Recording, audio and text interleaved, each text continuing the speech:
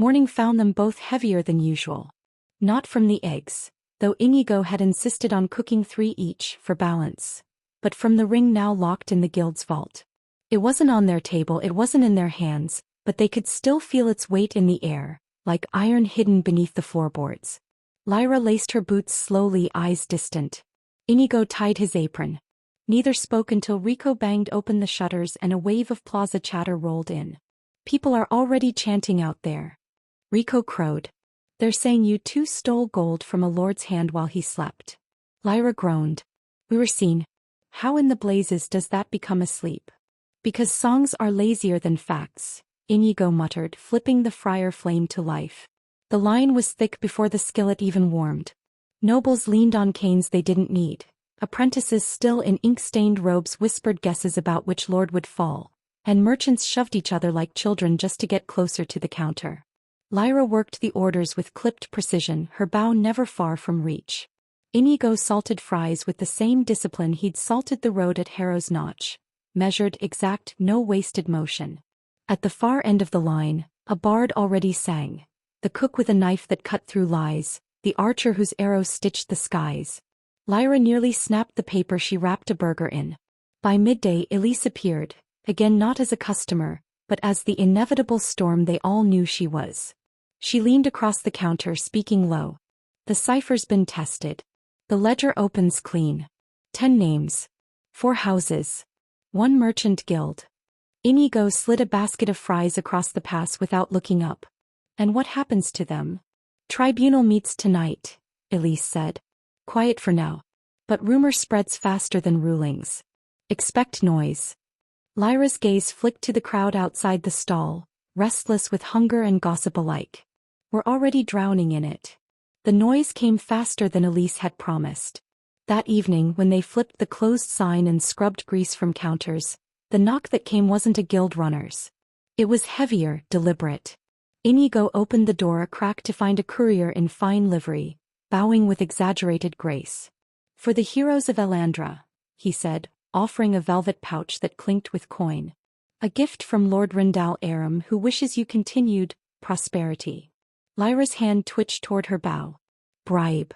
Tribute, the courier corrected smoothly. He says he admires your work. Inigo closed the door without taking the pouch. Tell him we admire quiet roads. The man left, baffled, but the message was clear. Nobles were already circling, trying to buy the story before the tribunal could write it. The summons came before midnight. Elise herself fetched them this time, face grim. You're not just witnesses anymore. You're symbols. The council wants you present when judgment falls. The tribunal chamber was packed tighter than before. Not just guild officials now, but robed nobles, scribes, and a scattering of soldiers who looked as though they'd rather be anywhere else. The ring lay on the table, gleaming under torchlight. The ledger beside it. Names had been inked in crisp clarity, names that made the chamber murmur with each turn of the page. Lord Aram. House Fair.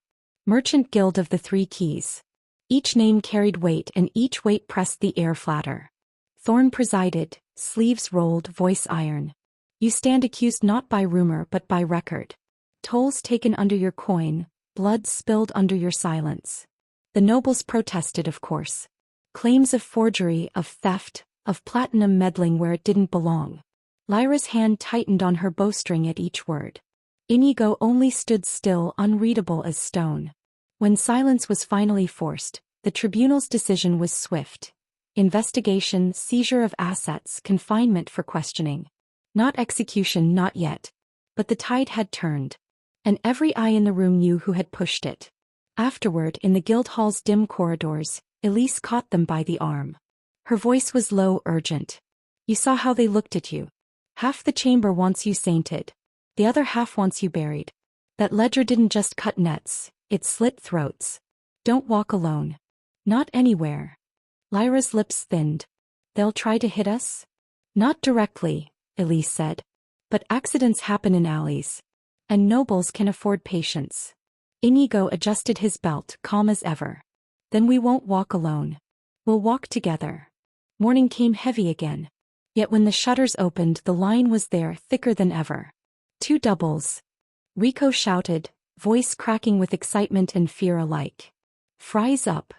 Maddie added, ladle in hand like a weapon. The friar hissed, the crowd roared, and through it all ran the current of something larger than food. Legend. Customers whispered of the tribunal, of nobles pale-faced as the ledger's pages turned. They called Inigo and Lyra not just cooks or platinums but judges. Lyra hated it. Inigo bore it like salt. Necessary, stinging but manageable. When the last bun sold and the shutters closed, Lyra slumped into her chair with a groan. We can't keep doing this. Fighting nobles by night, frying chicken by day. One will kill us before the other. Inigo stirred the skillet calm. Both feed the city. That's what matters. She looked at him, exasperated, then softened. And if the city eats us alive? He cracked an egg, let it sizzle. Then at least we'll taste right going down. Outside, the city sang their names again, louder now, emboldened by tribunal whispers. Ballads grew more elaborate, turning Mardel into a dragon and the ledger into a sword. Children played in the street shouting, I'm the cook. I'm the archer. While swinging sticks like bows and spatulas. Elise appeared at dusk, leaning in the doorway. Enjoy the calm. It won't last. Inigo flipped the egg unbothered. It never does. Lyra's eyes, sharp and wary, tracked the window, the street, the shadows that moved just a little too slowly. Then we'll be ready. And with that the night pressed close, heavy, uncertain, but alive with the knowledge that Platinum Prerogative had teeth, and that the cook and the archer were still standing side by side, Friar Flame steady as ever. Morning broke restless. Not the clean kind of dawn where fog lifts and the streets clear, but one that felt heavier than night itself. The city hadn't slept. The songs hadn't stopped. Even as Inigo cracked eggs into the pan, their names still echoed faintly from some tavern down the street. Lyra sat at the table, hair still braided from yesterday, bow leaned against her chair. Her eyes never stayed still. Window. Door. Window again. You're jumpy, Inigo said, voice low. I'm alive, she countered. For now. The skillet hissed between them. Neither spoke again until the smell of fried eggs filled the room. By the time they opened the stall, the plaza was already choking with people. Not just the usual adventurers or students now. It was nobles, merchants, even clerks with their robes tucked high enough to run across cobblestones. The chalkboard outside had been decorated by Rico with more flourish than usual. He'd added a crude drawing of a spatula crossed with an arrow. Beneath it he wrote, burgers, fries, fried chicken, platinum taste. Lyra groaned when she saw it. You're feeding the wrong fire. It's good branding, Rico protested, already scribbling orders onto slips. Inigo didn't comment. He slid patties onto the grill with mechanical calm, the hiss loud enough to cut through the chatter outside. When they threw open the shutters, the roar nearly shook the wood from the hinges. Cheers, claps, shouts of their names like they were generals instead of cooks. Two doubles. Lyra barked, forcing herself into rhythm. Fries up. Maddie shouted, ladle steady as if she were manning a spear line. The friar sang, paper crinkled, grease popped. Orders moved like clockwork. But above it all, Inigo felt the press of eyes. Not just hungry eyes, not just curious ones, but eyes that lingered too long. Eyes that weighed, measured, judged. The first rush was dying down when Elise appeared, slipping through the side door with her usual sharp grace. Today though she didn't smirk. She closed the door behind her like she was trying to keep the world out. You've become the tribunal's knife, she said flatly. Inigo didn't look up from the friar. Knives cut both ways. Lyra shoved a wrapped burger across the counter, then turned. Who's bleeding? Elise placed a folded parchment on the prep slate. The seal wasn't wax this time but ink, a black stag pressed into the page. House Aram isn't waiting for the council's seizure order. Their men are already moving coin, already hiring shadows. 2 of our clerks vanished before dawn. Rico froze mid-pour. Vanished. Not the kind that come back, Elise said. She looked at Inigo and Lyra, eyes sharp. You need to understand, this isn't just bandits on a road anymore. Nobles don't forgive humiliation. Especially not when half the city is singing about it. Lyra's hand brushed the bow at her side. Then let them try. Elise leaned closer, voice dropping. They will. And not in alleys with knives. In courts. In rumors. In the market. They'll paint you villains before they ever send a blade. Platinum or not, the guild can't shield you from that. Inigo finally turned, flipping a patty with calm precision. Then we don't play their game. We keep cooking. Elise's mouth tilted in something that wasn't quite a smile. You really believe food will hold the city? I believe hunger doesn't care about politics, he said simply. Rumors in the line. By afternoon the rumors had arrived. Customers whispered them as they ate, half-truths, twisted tales already reshaping reality. That Inigo and Lyra had stolen treasure from nobles' vaults. That they'd slain a dragon under the council hall. That they'd poisoned Housefare's wine. Lyra ground her teeth every time she heard one. Let it go, Inigo murmured once, catching her glare at a particularly bold merchant. It's lies, she hissed. It's songs, he corrected. Lies don't get remembered. Songs do. And still the line never thinned. If anything, it grew thicker. People came not just for food now but for the chance to brush shoulders with myth. Nobles who'd sneered at the stall days ago now leaned across the counter, offering coin triple the price for a basket of fries. Adventurers bragged about sharing a table with the Platinums. Rico basked in it. Maddie tried to keep up. Lyra endured. Inigo salted fries, flipped patties, and thought about balance. Salt and fat. Fame and danger. When the shutters closed at dusk, exhaustion hit harder than any battle. Rico collapsed onto his stool, flour in his hair, grease on his apron. Maddie slumped beside him, muttering about wrists and ladles. Lyra leaned against the counter, arms folded. This isn't sustainable. Inigo scrubbed the flat iron with steady strokes. Neither is war. Yet it happens. She gave him a sharp look. Don't get poetic on me. I'm not, he said. I'm practical. Food buys peace. For a coin for a night. We give them that and maybe they forgive the rest. She sighed, rubbing at her temple. And if they don't? He rinsed the rag, wrung it dry. Then we'll cut again. The night was cooler, quieter. Or so it seemed until Lyra stiffened near the window. Inigo, she said softly. He looked up from the skillet. Outside, across the plaza, a figure leaned too long in the shadow of a lamp. Watching. Not a customer. Not a bard. A watcher. They didn't move to confront him. Not yet. The figure vanished when a patrol of city guards passed, slipping into an alley like smoke. Lyra's jaw tightened. Accidents in alleys, she murmured, recalling Elise's words. Inigo cracked another egg into the pan, the hiss loud in the quiet. Then we stay out of alleys. They ate their late meal in silence, bowls of rice and egg, grease and salt still clinging to their clothes. Outside, the city hummed with songs and whispers, stories that grew larger with every telling. Inside, the fryer ticked as it cooled, the bowl leaned against the wall, and the skillet hissed steady as a heartbeat. The calm wouldn't last. Elise had been right. But for tonight, the cook and the archer sat side by side, eating simple food in a world that was becoming anything but simple. Morning came back stiff-necked. Not the kind you stretch away but the kind that sits under the skin like a bad idea. Inigo felt it as he set rice to soak and laid a palm on the cold fryer. Lyra felt it pacing the front room, stringing and unstringing her bow while the window gathered a thin wash of dawn. Changes, she said, stopping long enough to watch him trim the wicks. We need some. Codes, Inigo agreed. 3 breaths and they had them. If Lyra said we're out of salt, Rico would bolt the shutters. If Inigo said oil's turned, Maddie would douse the flame and kick the back latch. If either said potato ends, everyone got small behind the counter. Simple. Rememberable. Physics for people. Rico arrived early, hair wet, chalkboard under his arm. Maddie followed with buns and a jaw set like she expected the day to try something and wanted it to. Got a line for the kids, Rico said, flipping the board. In neat block letters. Small coins always welcome. Ask for potato ends. Lyra's mouth tilted. Bigger. He wrote it large enough for the plaza. Outside the city took a breath. They opened to noise, flatter than cheers, heavier than chatter. Nobles jostled behind guards who pretended they weren't there. Apprentices craned for a glimpse of the fryer like it might spit prophecies with the oil.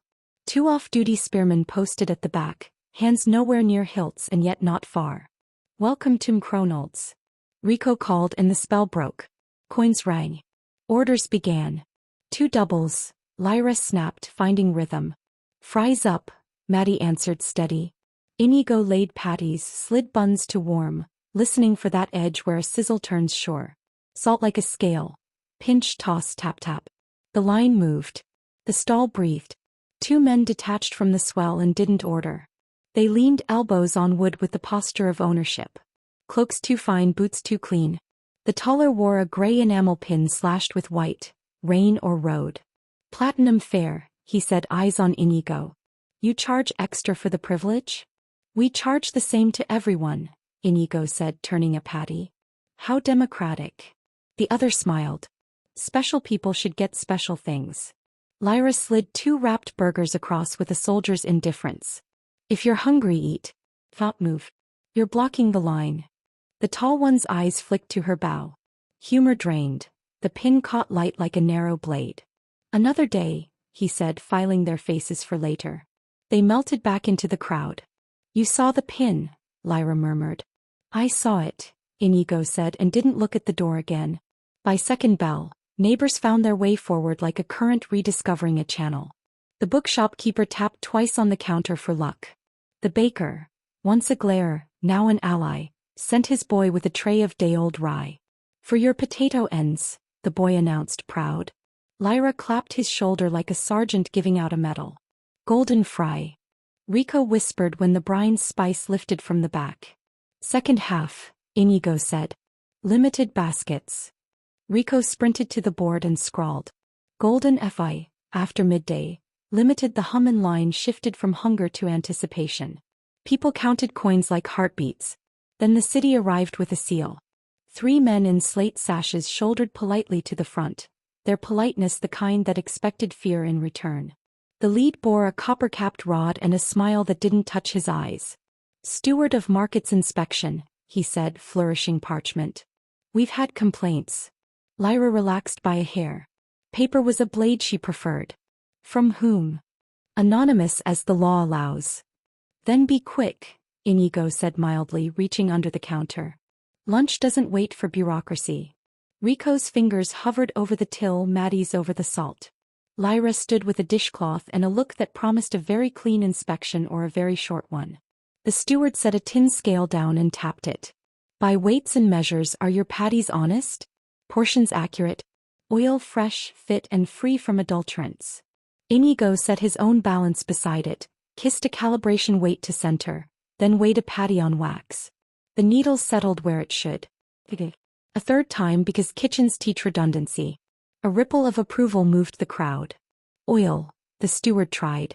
Inigo cracked the spare tin seal, poured a ribbon into a glass, held it to the light. No clouding. He slid the glass across. The steward sniffed, failed to hide his nod. Salt, the steward ventured, desperate. Too much salt is delicious, Lyra said. And optional. A seam twitched behind the steward's ear. He produced a second parchment, permit revision, badly worded, stamped by a clerk who thought quills were daggers. Elise appeared, cat-curious, and took it between 2 fingers. She held it to the light. Rescinded 6 months ago. No countermark. She let it sag back like a wet fish. If you're going to harass the city's favorite cooks, bring current paper. The steward collected his tin with fragile dignity and retreated under a chorus of civilized booing. The baker's boy said too loudly, "My mother says your sausage weighs light," and laughter rose like steam. Rico exhaled hard enough to ruffle a pile of wrappers. Maddie grinned at Lyra and mouthed, "Potatoes live." Lyra allowed herself 3 heartbeats of satisfaction and went back to work as if nothing had happened. Golden fry in 5, Inigo called. The fryer turned from hiss to him. Dip, dredge, lower, lift. Steam curled from the first basket like a hand asking winter to wait. The smell threw a rope over the plaza and hauled it closer. Inigo salted with his practiced shake. Lyra tapped twice. Maddie slid the cone to a girl with a chipped coin and a stare like hunger had finally met its match. "It's hot," the girl whispered as if naming magic might break it. "Eat," Lyra said, not unkind. Golden fry turned the day. Tension dissolved penny by penny.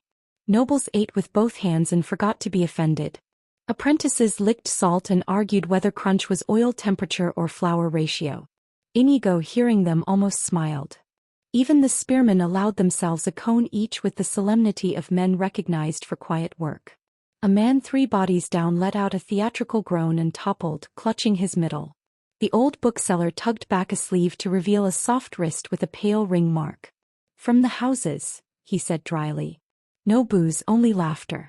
The man flushed and vanished with the gracelessness of a plan discovered. Lyra watched him go, hand resting lightly on her bow like she might knock a rumor and split it in air.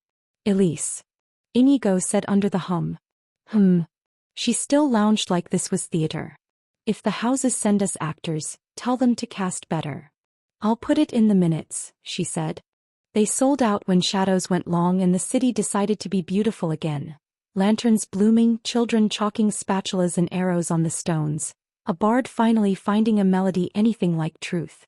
When the last basket crossed the pass, Lyra set both hands on the wood and let out the breath she wouldn't admit she'd been holding. "Sign," Inigo said. Rico flipped it to closed with a flourish that owed more to exhaustion than showmanship.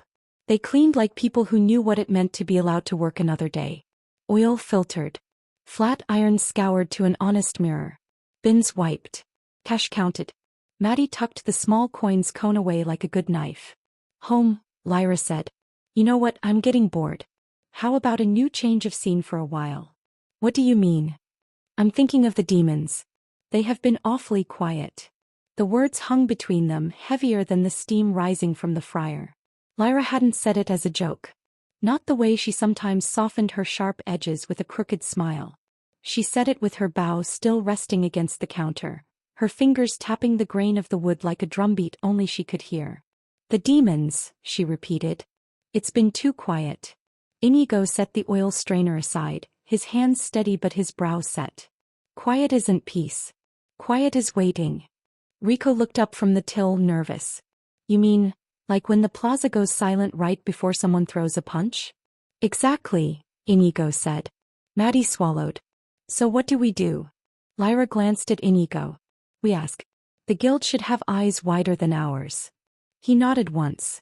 "Then we go."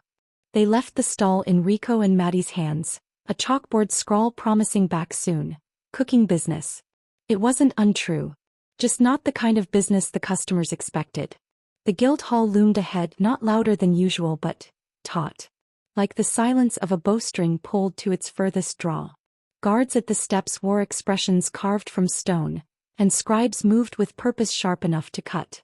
Inside, voices hushed when Inigo and Lyra entered. Platinum seals had that effect. Some eyes filled with reverence, others with resentment, but none dared indifference. Elise found them first, as she always did, emerging from a hallway with a sheaf of papers under one arm and a smirk that was thinner than usual. "What brings the cook in the Archer? Don't tell me you've run out of potatoes." Lyra didn't rise to it. "Demons." Elise's stride faltered for a beat. She tilted her head. "What about them?" "Too quiet," Inigo said simply. She led them into a side chamber, smaller than the tribunal halls, lined with pigeonholes stuffed with scrolls and maps. The table bore ink stains like battle scars, and a faint smell of wax hung in the air. "You're not wrong," Elise admitted, setting her papers down. "The guild's been tracking absences." She pulled a folder from the stack and flipped it open, showing rows of neat script broken by blotches where scribes had pressed too hard. No sightings of the Lord of Destruction's agents in 3 weeks. No major raids, no shadow markets, no whispers in the Undercity. "Which is wrong," Lyra said flatly. "They don't stop. They pause," Elise corrected. "To plan. To let us get comfortable." She tapped one entry. "But there's one report from the Western Watch. Smoke on the horizon, fields burned but no bodies. No survivors. Not even livestock. Just empty. That's what keeps the guild awake at night."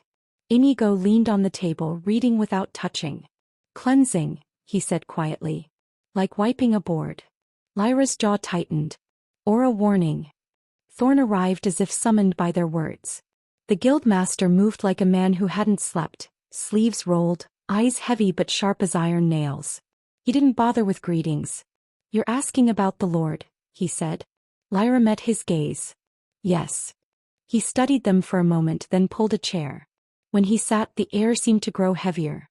"The Lord of Destruction," Thorn began, "is not a creature of constant strikes. He's a strategist. When his agents attacked here in Elandra, it wasn't a random raid. It was a probe. He wanted to see how fast we'd bleed, how loud we'd scream. He saw the two of you being a threat.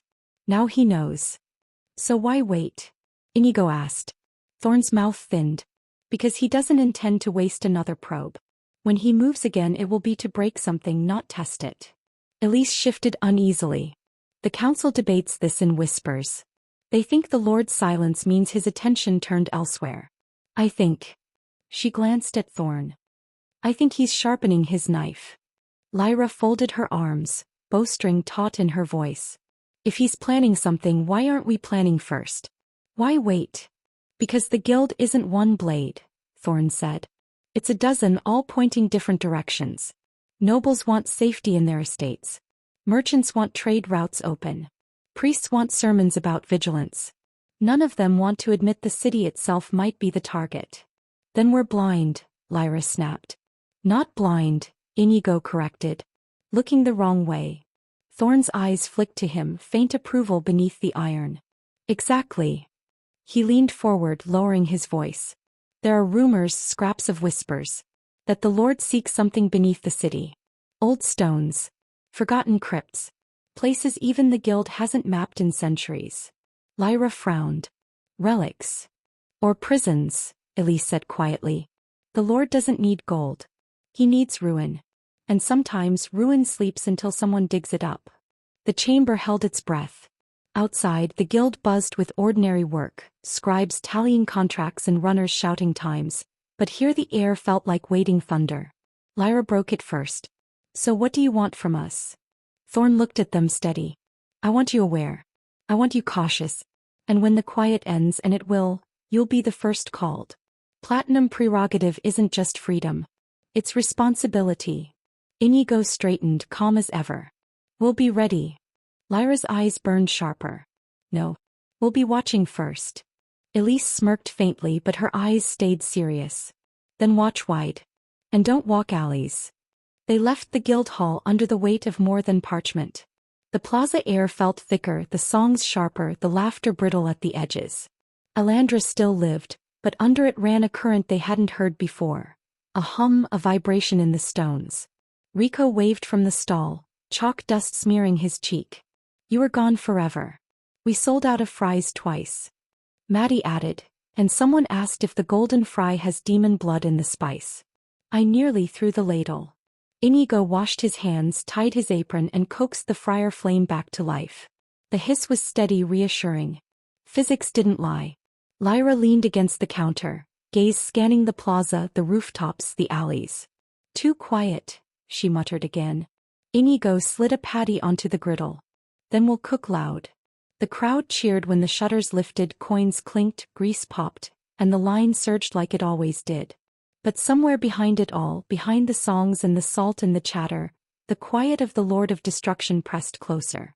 And they knew it wouldn't last. The quiet ended at noon. In Stonebridge-on-Rel, the market bells had just finished their cheerful clang when the sound changed. Everything humming at once, shutters, awnings, voices, then thinning into a single held note you felt in your teeth. Pigeons lifted in a ragged boil. A child dropped a pear and did not notice it roll. The cobbles in the central square darkened as if someone had poured night into their seams. Lines met lines, angles finding purpose, until the flagstones sketched a perfect circle blacker than shadow. Heat bled out of the air so fast that breath turned visible for one stunned heartbeat. Then heat returned like a fist. He stepped through as if from beneath the city, not above it, an armored brute with a flaming warhammer slung across his back. Every plate of his scorched panoply was carved with dead gods' marks, all fire scar and ruin script. Molten gold burned where eyes should have been, and each step cracked the obsidian circle and the cobbles beyond, as if the world disliked his weight and said so. This was the Lord of Destruction. The warhammer slid into his hand like the most natural thing in the world. He looked at Stonebridge with no curiosity at all, only weighing. The city's strength was its name. A bridge older than dynasties, broad as a street, carrying wagons and prayers over the river Rel. 2 squat towers braced the span like fists. He swung once without shouting, without prelude, not even at the bridge itself but at the air between him and it. The impact did not thud, it arrived. Air compressed into a bright ring that rolled across the square like a ripple through glass.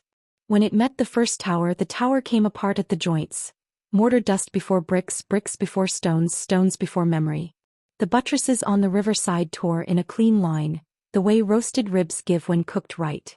The far tower followed half a breath later, collapsing inward as if embarrassed to remain standing alone. The bridge lingered for a spiteful heartbeat, then failed in 3 places at once. The Rel leapt to fill the gap, angry and confused, white water punching up and then down. Steam rose where stray sparks kissed spray. Shops on the riverfront, dye maker, milliner, a boy's stand selling honeyed nuts, folded like paper under the returning wave.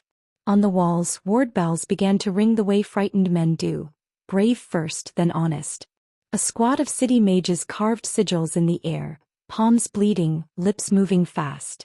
Their glyphs took. One shielded the granaries for a breath, another hardened the governor's manse to a dull, admirable shine, then went out with the tidy finality of candles pinched between finger and thumb. The Lord watched the light fail without interest. He swung again lower. The granary's roof lifted as one piece and drifted, almost graceful, before shattering into a glittering fall that lodged in a field of barley like the world had developed its own teeth. The manse slumped inward, not crushed so much as denied. He did not call fire from the sky. He did not summon beasts. He set his bare hand to the stone and pressed. A hairline fracture ran out from his palm, thin as a scratch and as decisive. It found the seam between 2 streets and chose it. The seam ran under a guild hall, under a bar where men played at dice this time of day, under a fountain with a saint on top who had seen too much and would not see more. Where the seam passed, things forgot how to be attached. Lintel from wall, axle from wheel, belief from breath. The fracture met the river's exposed bed and smiled, the way straight lines do when they meet curves. Stonebridge on Rel became 2 places pointing in different directions. Men ran. Some made it to fields and tasted dust like salt and wept in a tidy, private way. Most stood very still and did not choose because there are days when choosing is more than anyone can do. The Lord did not pursue. Destruction was never the same as anger. He lifted his warhammer, ash drifting from the head like tired birds, and looked toward the west. He stepped backward into the obsidian ring and was gone. The circle cooled as if it had never been there. A single shard of glass quivered where the saint had been. A rider saw the black-and rust column rise from 80 leagues away. In Alandra, a clerk on a roof wrote down in an admirably neat hand despite the wind, "Smoke in the western quarter," and did not know yet what it meant. Marrowport held to evening the way coastal towns do, as if light might change its mind and stay. Nets hung from lines like old flags. The lighthouse burned a steady honey color, and the harbor chain lay slack in the water, trusting more to habit than to iron. The first sign was the tide forgetting itself. Water bulged where it should have heaved and heaved where it should have rested. A black seam rode itself across the mouth of the harbor, not shadow, not cloud. Fishermen cursed politely, then less so. A gull stooped at the seam and flared away with one wing missing as if the line had been a knife. The pier post shuddered, a knock that ran foot to foot. In the tower, a lighthouse keeper took his pipe out of his mouth and did nothing else. There are some moments when plans do not survive their introductions. The obsidian ring did not need a square this time. It formed across the face of the breakwater, crawling up barnacled stone as if the sea itself had decided to learn geometry. It should have been impossible. Curves and swells and seaweed becoming angles and certainties. But that is what ruin does. It teaches the world to say yes to things it should refuse. He stepped out onto wet stone and left dry footprints. Armor scorched. Warhammer lit from within. Eyes like smelted ore. His first step cracked shells. His second step made the chain that guards a harbor lift its head like a snake that had learned respect. This was the Lord of Destruction again, or still. It doesn't matter with things like him. The distance between noon and dusk had done nothing to his steadiness. He looked at the lighthouse and then at the ships. Some were galleys with good oars and worse tempers. Some were round-bellied traders with painted eyes. One was a noble's pleasure craft with curtains that had never earned their fabric. He lowered the warhammer and touched the sea. Water behaves until told otherwise. The hammerhead kissed surface and the harbor boiled, not in bubbles. Those are playful, but in sheets. Men on the nearest deck grabbed rails and let go in the same motion because the iron burned them through callous and pride. The chain sagged smoking into the foam. Steam climbed the lighthouse and wrapped it like a shawl. The keeper coughed, reflex at first, then serious.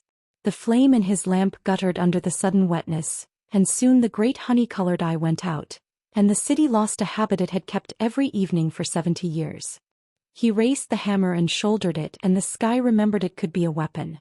Lightning arrived from nowhere and went nowhere, stitched between clouds that had not been invited. It ran down the iron of mast and anchor, kissed water into white pane, and taught men a new respect for the shape of their own bones. Maroport's warders finally found their sigils. A dome of pale light sprang across the dock front with a proper hum, the sound of clever things working. It even held for a heartbeat and a half. He swung. Not hard. Not dramatic. Just precise. The white dome warbled and shattered like shell under boot. Sparks lifted and died as if they were embarrassed at their optimism. The first row of warehouses understood the new arrangement and obediently caught fire. Resin and hemp and tar and history rose together. Fire found the noble's pleasure craft and showed it dignity. It disappeared all at once, a clean white flower in the dark. He put the hammerhead to the base of the breakwater and pressed like a mason judging his day's work. Stone slid. The long finger that held sea from city withdrew itself, patient and full of self-regard. Water queued politely for one breath and then decided it had waited long enough. The wave was not tall in the way of stories. It was heavy in the way of tables being upended. It reached across the docks, lifted barrels and men and arguments, and swept the lower streets with the tidy thoroughness of a man rolling a carpet for storage. Fish flopped in doorways and did not understand they were witness to anything. Someone rang a bell. Someone prayed. Someone laughed because they had been told in childhood that laughter keeps fear from eating all the air. He did not look at them. He looked past them to the far sea, then to some point beneath the city where old stones slept. He drew a line in the air. No blaze, no show, and the warehouses on the uphill edge folded in place like good paper. Fire took the folds and made them final. When he ended it the way a cook ends heat. He set the hammer's head against the stone and let it drink a last measure of the city's strength, then he lifted it away. The sea forgot its anger and remembered tide. The steam thinned into a low fog that would cling until morning and make men lie about what they saw. The obsidian ring cooled. The Lord stepped backward into it and was not there. The lighthouse keeper relit his lamp with hands that shook only twice. The flame found its place again, small at first, then sure. It shone across a harbor that had lost 5 ships and learned humility. It found fish floating white-bellied and a rope burned through with a perfect circle, an indifferent signature. News outruns horses. In the guild hall at Alandra, a scrying bowl showed Stonebridge on Rel in a single tilted image, a bridge missing from the sentence of a river. A clerk wept because he had been married there once. Another wrote so fast she cut her own finger and did not stop. A second bowl showed Maroport breathing steam. Elise stood so still her ledger forgot to creak in her hands. Thorn did not speak. When he finally did, his voice sounded like stone when wet cold finds it. Signal the wards. All of them. On Alandra's plaza, children stopped their game where spatulas crossed arrows. They watched west because men on roofs watched west. Rico set chalk down without noticing. Maddie found herself holding a ladle like a priest holds a text. Lyra reached for her bow and actually strung it inside the stall, which she never did. The sound was small and decisive. Inigo turned the friar's flame down, not up. He stood for a heartbeat with his hand over the knob and then nodded to himself, as if some equation had solved exactly where he knew it would. "Quiet's over," he said. Lyra's mouth was a line that wasn't brave and didn't try to be. "Good. I hate quiet." They flipped the sign to closed before noon. No one argued. The city smelled faintly of smoke not its own. Bells far apart found a way to agree on a rhythm. The guild's deep horn, used twice in a lifetime, spoke once. In a basement where old maps slept, someone marked 2 red circles on Eldritha's skin. In a kitchen above a square, 2 people counted what could be carried in 10 seconds and what must be left with instructions. In a place beneath the city, a broken ward still ticked like a heart that had not gotten the message. The Lord of Destruction had chosen to be seen. 2 cities had learned what that meant. Alandra would learn soon enough. The guild hall had stopped pretending to be calm. When Inigo and Lyra pushed through its doors, the first thing they noticed was the sound. Not shouting, not panic, but voices forced too low, every syllable carrying strain. Runners darted across polished floors, their boots leaving smudges that nobody paused to clean. The scribe's quills scratched like teeth on bone. The great scrying bowls still pulsed with ugly light. Stonebridge split into halves, Marrowport steaming under its own ruin. One clerk wiped her eyes openly while another scratched her notes until blood from her knuckles smeared the parchment. Guildmaster Thorn stood above it all, sleeves rolled, jaw like stone dragged from a quarry. He looked older than the day before, as though each red circle on the map of Aldrith had added a year. Inigo. Lyra. His voice cut the noise without needing to rise. You saw the smoke from here? Lyra nodded once. We heard. And you know who? Neither answered. They didn't need to. The bowls had shown enough. The warhammer that cracked air, the eyes like molten ore, the way cities ceased to be cities after he left. Thorn pointed at the map. 2 fresh circles marked Stonebridge on Rel and Marrowport. These aren't raids. This is demonstration. The Lord of Destruction means to carve a line west to east until Elandra is the only stone left standing. Elise stood off to one side, lips pressed thin around a ledger she hadn't opened. For once she had no clever words, only a grim look that matched the ink stains on her fingers. Lyra folded her arms across her bowstring. Then what are we doing here instead of out there? Thorn's eyes narrowed, measuring her like a commander deciding which soldier to risk first. Because it's not a matter of hunting raiders in hills. You're talking about stepping into the ruin he leaves behind while he still walks it. Inigo's voice stayed level. So send us. That earned a stir from the chamber. A few scribes looked up horrified. Elise almost laughed, but it caught in her throat.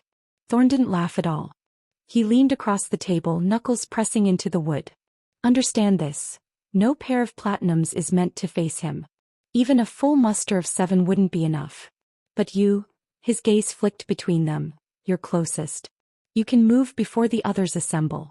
Delay him, harry him, keep him looking over his shoulder. Buy us hours. Nothing more is expected. Hours, Lyra repeated flat. Sometimes hours mean the difference between a city falling or standing, Thorn said. You'll not be alone. Once I call the other platinums, reinforcements will ride to you. Oakstorm's spear. Whoever can reach you first. But until then. He let the silence finish. Elise finally spoke, voice dry. Until then, you're the knife we have on hand, whether or not it's the one we choose. Inigo nodded once. He didn't waste breath on agreement. He simply adjusted the strap of his vest rig, the leather creaking under the weight of flash cylinders and caltrops.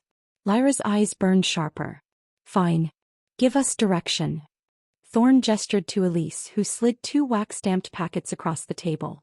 Stonebridge is gone, but its refugees scattered. Some made for the northern farms. If any lived, they can tell you how he moved what he spared. Marrowport still smolders. Reports say the inner district hasn't collapsed entirely.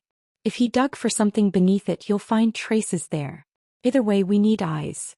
And if we find him still there? Lyra asked.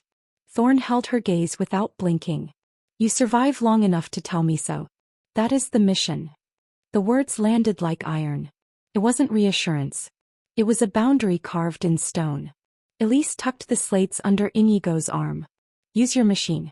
Roads west are clogged, but the JLTV doesn't ask permission. Supplies are staged at the guild's lower gate. Fuel rations, spare arrows.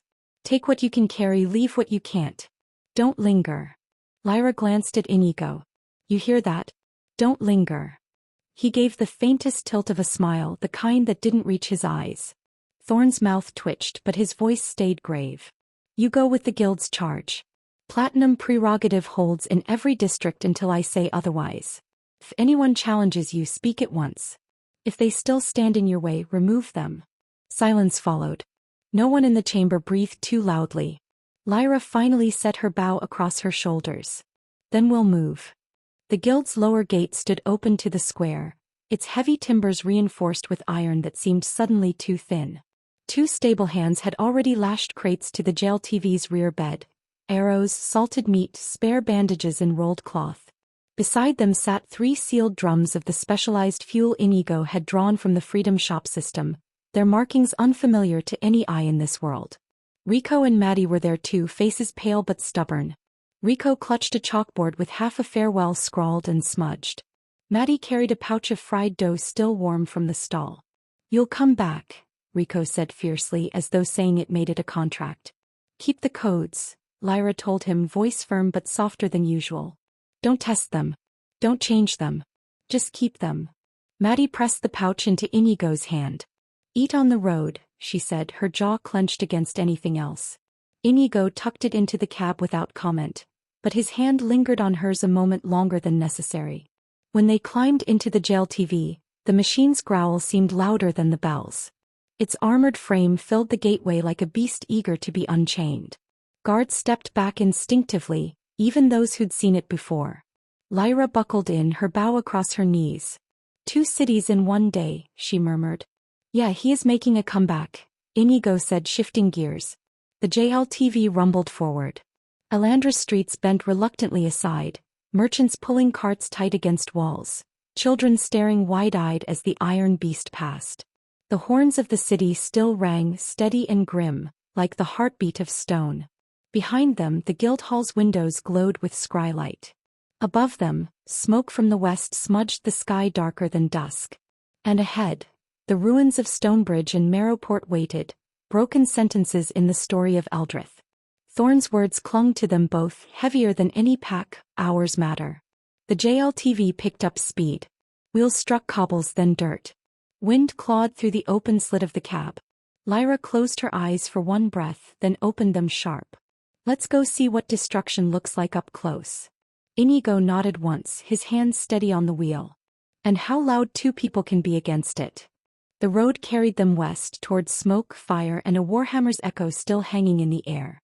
The JLTV rolled out of the last stone arch of Alandra's gate, its heavy wheels crunching into the dirt road that led west. The air outside the walls smelled different, less of bread ovens and forge smoke, more of ash drifting from far-off ruin. Lyra leaned her head just enough to look back once. The city's towers caught the dim light, bells still beating a rhythm that wasn't panic but preparation. For a fleeting breath, she thought of Rico practicing his chalkboard signs, Maddie's hands steady on a ladle. They had left something fragile in those walls. Fragile but not weak. "Eyes forward," Inigo said, not unkindly.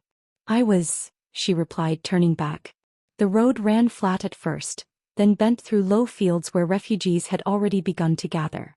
Families with carts laden in haste, farmers leading oxen without reins, children staring wide-eyed at the armored beast as it growled past. Some waved, not in joy but in the sharp, desperate way of people needing to believe someone was going to meet the storm. Lyra lifted 2 fingers off her bow in silent reply. Inigo did not wave. He kept his eyes on the line where smoke bruised the horizon. His voice when it came was steady. "Stonebridge will still be hot. Buildings cooling, stones cracking. If we move through fast, we can find survivors before the rest of the wreckage makes up its mind to fall." "And Marrowport?" He shifted gears, the JLTV climbing a rise. "If the fire's still running, we go perimeter first. Look for traces beneath the collapse. If he was digging, there'll be signs. Stone doesn't forget being touched." Lyra nodded slowly, but her jaw tightened. "And if he's still there?" Inigo's hand stayed loose on the wheel, but his words came clipped. "Then we don't fight him. Not head-on. We watch, we mark, and we live long enough to get word back." The machine ate distance. The farmland thinned into scrub, then into dry stone where nothing grew but stubborn weeds. The wind picked up, carrying flecks of ash that settled on the windshield. Lyra rubbed a circle clear with her glove. "Feels like we're driving into someone else's memory." Inigo almost smiled. "Then we'll write our own before he finishes his." The JLTV crested the ridge. Ahead, smoke rose in columns that painted the sky black. What had been Stonebridge on Rel was now jagged silhouettes and a scar where the river cut without a bridge. Beyond, Marrowport's harbor still spat steam like an injured beast. Lyra drew a slow breath, stringing her bow though no target yet stood. "Well," she said, voice hardening. "Looks like destruction kept the fires warm for us." Inigo eased the wheel straight, the JLTV rumbling down into the valley. "Then let's see how close we can stand to it." The horizon swallowed them both. The valley stank of ash. The JLTV growled down broken road where the fields had been, its suspension taking the abuse of half-melted stone and still smoldering timbers. Ahead, Stonebridge was no longer a bridge but a scar in the earth, the rel thrashing white where its span had been torn away. Beyond it, the black steam of Marrowport boiled into the sky, carrying with it the stink of brine, tar and charred flesh. Inigo slowed the machine at the crest of a shattered ridge. "Here," he said simply. Lyra scanned through the haze, bow half-drawn though no target yet moved. Empty. Too empty. Inigo killed the engine, the silence falling heavy. He slid out, M4 carbine slung ready, and scanned the horizon. The heat lay wrong. Fires burned but no wind carried their smoke. The air pressed inward, holding everything in place. They crossed the ruin cautiously, boots crunching on glass that had once been stone. Lyra's eyes tracked the patterns left in collapse. Walls folded too neatly, cracks that ran like written language instead of accident. She felt the bowstring hum in her palm. Then the ground shuddered. From the center of Marrowport's broken docks, obsidian etched itself upward again. Angles pulled themselves out of curves. The same circle they had seen in the guild's scryings burned itself into being, crawling across the wet stone like it had a right. Heat bled out of the air, then slammed back in, and the sea hissed in protest. He rose from it, broad shoulders shouldering fire itself aside. Scorched armor, molten eyes, warhammer slung across his back until it slid into his hand like it had never belonged anywhere else. The Lord of Destruction had not left. He had been waiting. Lyra's throat worked, but she steadied the bowstring. Inigo lifted the M4, iron sights steady, breath measured. He spoke first, flat as fact. "No more agents. About time you came yourself." The Lord's head tilted, golden fire burning in the hollow sockets. His voice was not thunder, it was worse. It was steady, precise, each word like a hammer strike. "Unbound soul. You are not worth my stride." Inigo squeezed. The M4 barked, muzzle flash stabbing the ash dark. Rounds hammered into scorched plate, sparking, spitting lead fragments like rain. Lyra's arrow followed an instant later, glowing with the faint shimmer of her skill. Speed, penetration, force doubled. It struck the Lord at the collar seam, driving deep enough to crack. He did not stagger. He simply turned. The warhammer came down with no warning. The cobbles screamed and split, shockwave rolling out like surf. Inigo and Lyra dove opposite ways, stones spitting where they had stood. The JLTV behind them rocked, its windshield spiderwebbing. "Keep him moving," Inigo shouted, rolling to his feet. Lyra loosed again, then again, arrows hissing faster than speech. Each struck sparks, one burying half its shaft in a joint. The Lord barely shifted. His golden eyes fixed on her now. "Archer," he said, the word heavy with disdain. "A leaf against a furnace." He swung. Air itself compressed, a visible ring ripping through space toward her. Lyra vaulted sideways, feet barely touching rubble as she dashed with supernatural speed. She landed atop a broken wall, bowstring already drawn. Inigo shouldered the RPG-7. "Let's see how you like this." The rocket whooshed, smoke trailing as it screamed into the Lord's chest. The explosion tore fire and stone skyward, the concussion rattling teeth. For a heartbeat, the world disappeared in flame and dust. Then the Lord walked out of it. His armor blackened further, molten cracks glowing brighter. His warhammer burned now, flame licking its head as if hungry. Inigo swore under his breath, swapping back to the M4 and dumping another burst. "Figures." The Lord lifted his weapon and slammed it into the ground. The docks cracked and molten light spilled up as if the bones of the world itself were fire. Steam shrieked where it touched the sea, sending a boiling cloud across the battlefield. Lyra vanished into it. Her bow sang in the mist, arrows hissing like serpents. Two struck his helm, staggering him a fraction. Another bit into the gap at his side, drawing something that hissed like molten blood. Inigo took that opening. He dashed forward, the M4 chattering, then dropped to one knee, bracing. "Come on, you bastard." The Lord turned toward the sound. Inigo swung the JLTV's mounted M2 Browning into line, thumbed the spade grips and squeezed. The .50 caliber roared, thunder continuous, each round smashing into scorched plate with the force of a hammer blow. Sparks flew in sheets, fragments chipping away. The Lord staggered half a step, cloak of fire shuddering. Lyra's voice cut sharp through the din. "Now." She loosed a heavy shot, arrow glowing brighter than before. It drove straight into the crack the machine gun had chewed open, vanishing to the fletching. For the first time the Lord paused. He turned his head, golden eyes narrowing. Inigo lifted the smoking barrel. Not invincible. The Lord's voice rumbled like a collapsing wall. No. But inexorable. He swung. The warhammer came sideways faster than a creature that size should move. The JLTV took the brunt.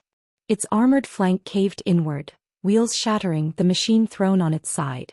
The Browning ripped free and clattered across the ground. Inigo hit hard, the impact stealing his breath. He rolled, ears ringing. Lyra was already moving, vaulting from stone to stone, loosing arrows like punctuation. She drew him away, forcing him to turn, forcing him to waste steps. Inigo dragged himself upright, blood running from his temple. He pulled a flash cylinder, thumbed the pin and hurled. Light seared the fog white. Even the Lord flinched, golden eyes narrowing against the glare. Lyra's arrows followed, 3 in a breath, one sinking deep into his thigh joint. The giant knelt half a step, the ground cracking under his weight. But his laugh came low and terrible. Delay me, little knives. That is all you are. The warhammer slammed again. The ground heaved, rubble spraying. Inigo and Lyra were thrown apart, both skidding across stone. Inigo dragged himself up, M4 nearly empty. He's not wrong, he muttered. Lyra spat blood, already knocking another arrow. Then let's make delay mean something. They moved again, partners without words, rhythm older than the fight. Gunfire and arrows, smoke and sparks, each step buying moments. The Lord pressed forward inexorable, but slower now, his armor pitted, cracked, molten blood hissing where it seeped. The city's ruin became battlefield, broken towers cover, burning timbers obstacles. They ducked, fired, dashed, devils in a dance against something more terrible than gods. And still he came. At last, Inigo's last magazine clicked empty. Lyra's quiver rattled with only 2 arrows left. The Lord raised his hammer, molten fire dripping from its head like liquid sunlight. He loomed over them, voice a final toll, fall. The hammer hung in the air, its molten weight humming like an anvil seconds before the strike. Heat rippled out in sheets, drying Inigo's lips, stinging Lyra's eyes. For a heartbeat the world seemed to wait. Then Inigo moved. He lunged sideways, scooping up the fallen Browning's belt-fed body in both arms. The weapon was half broken, but the barrel and receiver still intact. He slammed the tripod into cracked stone and thumbed the feed with a snap born of desperation. Come on, come on. The hammer fell. The impact shattered the cobbles where he'd been, a blossom of stone teeth erupting outward. Inigo braced and squeezed. The heavy weapon barked once, twice. Slower than before, the recoil brutal without proper mounting. Still, the .50 caliber slugs slammed into the Lord's midsection, tearing glowing streaks from already cracked armor. The Lord turned toward him, fire leaking like breath through his visor. His molten eyes narrowed and he lifted one gauntlet in disdain. Lyra loosed. Her arrow screamed through the heat, guided by the shimmer of her skill, and pinned that gauntlet hand to the stone. For a moment the Lord's gesture faltered. His head snapped toward her, cloak of flame curling. She stood tall on a broken arch, only one arrow left, her silhouette black against the boiling steam. You'll notice us, she spat. Leaf or not. The Lord wrenched free, the arrow shaft burning away in his grip, but his steps slowed. It was enough. Inigo abandoned the Browning, ripped the RPG tube from where it lay twisted under rubble, and snapped another rocket into place with fingers that bled. He hefted it to his shoulder, sighting down the crooked iron. Physics doesn't care if you're a god, he said. Then he fired. The rocket streaked, impacting low against the Lord's hip. The explosion ripped armor plates free, molten shards flying like shrapnel. For the first time the brute staggered backward, one knee dipping into fractured stone. The laugh that followed was deeper, uglier than before. The ground shook with it. Delay, he repeated, voice like a bell tolling over corpses. Nothing more. He slammed the hammer down again, this time not on them but into the very earth. Cracks spidered outward, glowing bright as magma. Stonebridge's ruins groaned, Marrowport's wreckage sagging toward the sea. Entire blocks collapsed into the water, sending plumes of steam skyward. The shockwave picked them both up and hurled them apart, tumbling across broken stone. Inigo landed hard, ribs screaming. His ears rang with more than battle now. Something deeper, the sound of the world splitting. Lyra crawled to her feet, bow in one hand, her last arrow clenched between her teeth. She met Inigo's eyes across the chaos. Both knew they were running out of ammunition, running out of ground, running out of time. The Lord loomed through steam and fire, hammer raised again.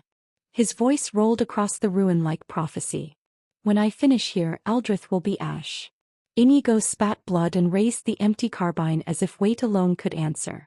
Lyra knocked her last arrow, string humming like fury. The fight wasn't over.